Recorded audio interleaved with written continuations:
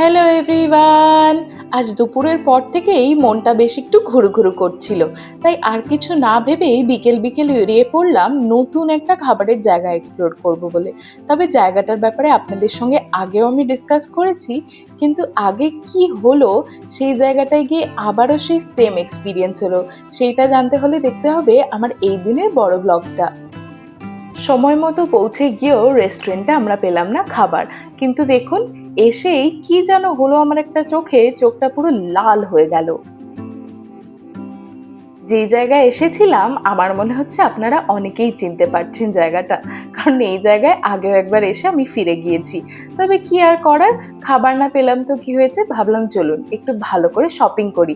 তবে আজকে আমার ইচ্ছে ছিল কয়েকটা সুন্দর দেখে নোজপিন কেনার। প্ল্যান ছিল একরকম আর হলো আরেক রকম। ঘুরতে ঘুরতে চলে গেলাম আমরা লেকে। বেশ অনেকগুলো বছর বাদে লেকে এসেছি, আর বেশ বসে ভালো লাগছিল। তবে লেক এখন আর আগের মতন তেমন নেই। আগে কি ভীষণ হাওয়া দিত, আমার মনে হচ্ছিল শুধু হাওয়াটাই মিসিং নয়, মনে হচ্ছিল লেক থেকে অনেক কিছুই মিসিং। বোধহয় আমার কলেজের দিনগুলোই আমার মনে পড়ছিল, আর আমার বন্ধুরাও মিসিং, আর আমার কলেজের দিনগুলোও মিসিং।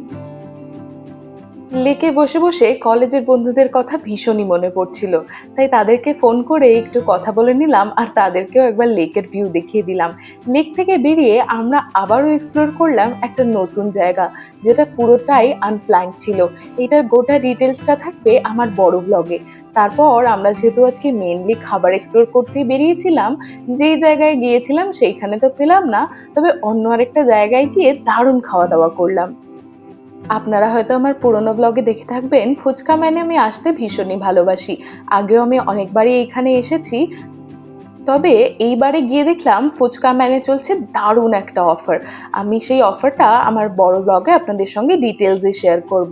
আর তারপর আমরা চলে গিয়েছিলাম ইডলিগোতে। এইখানেও একটা নতুন ধরনের থালি ট্রাই করলাম। এইটাও ছিল ভীষণ ইউনিক আর টেস্টি।